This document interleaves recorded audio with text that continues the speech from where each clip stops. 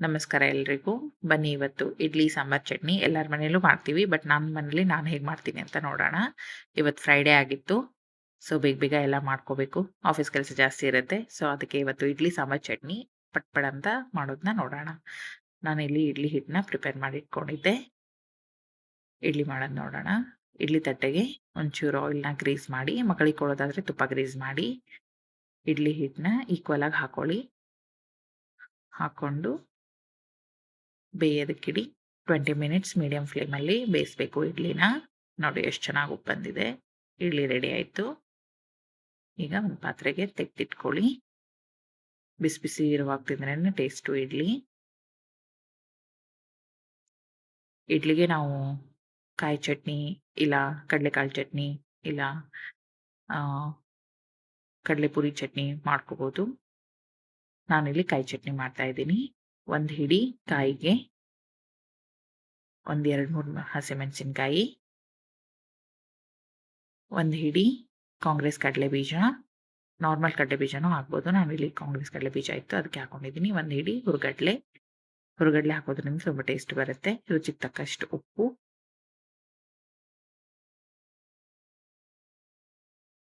ಒಂಚೂರು ಸಕ್ಕರೆ,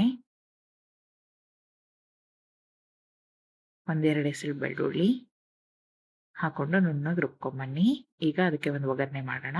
ಒಂದು ಚಿಕ್ಕ ಬಾಣಲಿ ಇಟ್ಕೊಂಡು 1 ಟೀ ಸ್ಪೂನ್ ಎಣ್ಣೆ, 1 ಟೀ ಸ್ಪೂನ್ ಸಾಸಿವೆ, 1 ಟೀ ಸ್ಪೂನ್ ಉದ್ದಿನಬೇಳೆ, ಒಂದೆರಡು ಎಲೆ ಕರಿಬೇವು ಸೊಪ್ಪು, ಒಂಚೂರು ಹಿಂಗೆ ಹಾಕೊಂಡು ಚೆನ್ನಾಗಿ ಫ್ರೈ ಮಾಡಿಕೊಂಡು ಸ್ಟವ್ನ ಆಫ್ ಮಾಡಿ ಒಂಚೂರು ಕೊತ್ತಂಬರಿ ಸೊಪ್ಪು ಹಾಕೊಳ್ಳಿ. ಈಗ ಮಾಡಿಟ್ಕೊಂಡಿರೋಂಥ ಚಟ್ನಿಗೆ ಒಗ್ಗರಣೆನ ಸೇರಿಸ್ಕೊಳ್ಳಿ. ಚಟ್ನಿಗೆ ಒಗ್ಗರಣೆ ಬಿದ್ರೇನೆ ಟೇಸ್ಟು. ಎಣ್ಣೆ ಜಾಸ್ತಿ ತಿನ್ನಲ್ಲ ಅನ್ನೋರು ಸ್ಕಿಪ್ ಮಾಡ್ಕೋಬೋದು, ಇಲ್ಲ ಕೊಬ್ಬರಿ ಎಣ್ಣೆನೂ ಬಳಸ್ಬೋದು.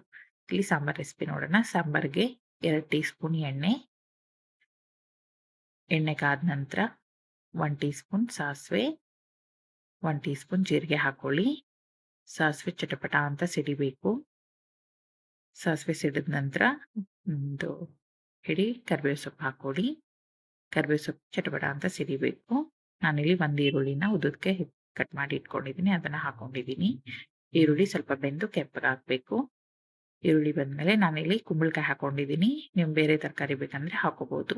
2 tea spoon sambar powder, 1 tea spoon ಅಚ್ಚ ಖಾರದ ಪುಡಿ, ಬೀನ್ಸು ಕ್ಯಾರೆಟ್ ಬೇಕಾದರೂ ಸೇರಿಸ್ಕೋಬಹುದು ತರಕಾರಿ. ನಾನಿಲ್ಲಿ ಕುಂಬಳಕಾಯಿ ಇತ್ತು ಅದಕ್ಕೆ ಕುಂಬಳಕಾಯಿ ಹಾಕೊಂಡಿದ್ದೀನಿ.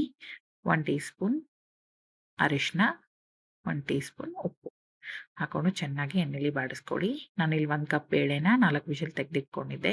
ಬೇಳೆ ನುಣ್ಣಗೆ ಬೆಂದಿದೆ, ಅದನ್ನು ಹಾಕೋತಾ ಇದ್ದೀನಿ. ನಮಗೆ ಎಷ್ಟು ತೆಳಿಬೇಕೋ ಅಷ್ಟು ನೋಡಿ ಹಾಕೋಬಹುದು. ನಮಗೆ ಬೇಳೆ ಇಷ್ಟ ಇಲ್ಲ ಅಂದರೆ ಬರೀ ತರಕಾರಿ ಸಾಂಬಾರು ಮಾಡ್ಕೋಬೋದು. ಸ್ವಲ್ಪ ಕಾಯಿ ರುಬ್ಬ ಹಾಕಿಬಿಟ್ಟು ಮಾಡ್ಕೋಬೋದು, ಚೆನ್ನಾಗಿ ಬರುತ್ತೆ ಸಾಂಬಾರು ಇಡ್ಲಿಗೆ. ಇಲ್ಲಿ ನಾನು ಉಪ್ಪು ನೋಡಿದೆ, ಉಪ್ಪು ಸ್ವಲ್ಪ ಕಮ್ಮಿ ಆಗಿತ್ತು, ಮತ್ತೆ ಒಂದು ಅರ್ಧ ಟೀ ಸ್ಪೂನ್ ಸೇರಿಸ್ಕೊಂಡಿದ್ದೀನಿ. ಸಾಂಬಾರಿಗೆ ಒಂದು ನಿಂಬೆಹಣ್ಣು ಗಾತ್ರದಷ್ಟು ಹುಣಸೆಹಣ್ಣ ನೆನೆಸಿಟ್ಕೊಂಡಿದ್ದೆ, ಅದರ ರಸ ಸೇರಿಸಿದ್ದೀನಿ. 1 ಚಿಟಿಕೆ ಅಷ್ಟು ಬೆಲ್ಲ. ನಾವು ಹುಳಿ ಹಾಕಿದ್ರೆ ಸ್ವೀಟ್ ಹಾಕಲೇಬೇಕು. ನಾನಿಲ್ಲಿ ಹುಣಸೆಹಣ್ಣು ಹಾಕಿದ್ದಕ್ಕೆ ಒಂಚೂರು ಬೆಲ್ಲ ಹಾಕಿದ್ದೀನಿ, ಅದನ್ನೇ ಸಾಂಬಾರಿಗೆ ಟೇಸ್ಟು. ಲಾಸ್ಟಲ್ಲಿ ಕೊತ್ತಂಬರಿ ಸೊಪ್ಪು ಹಾಕೊಂಡ್ಬಿಟ್ಟು ಕುಂಬಳಕಾಯಿ ಬೇಯೋವರೆಗೂ ಒಂದು 10 ನಿಮಿಷ ಈ ಸಾಂಬಾರನ್ನ ಕುದಿಸ್ಕೊಂಡ್ರೆ ಸಾಕು. 10 ನಿಮಿಷಕ್ಕೆಲ್ಲ ಕುಂಬಳಕಾಯಿ ಬೆಂದೋಗ್ಬಿಡುತ್ತೆ. ಇಲ್ಲಿ ಇಡ್ಲಿ, ಚಟ್ನಿ, ಸಾಂಬಾರು ರೆಡಿ ಆಯಿತು.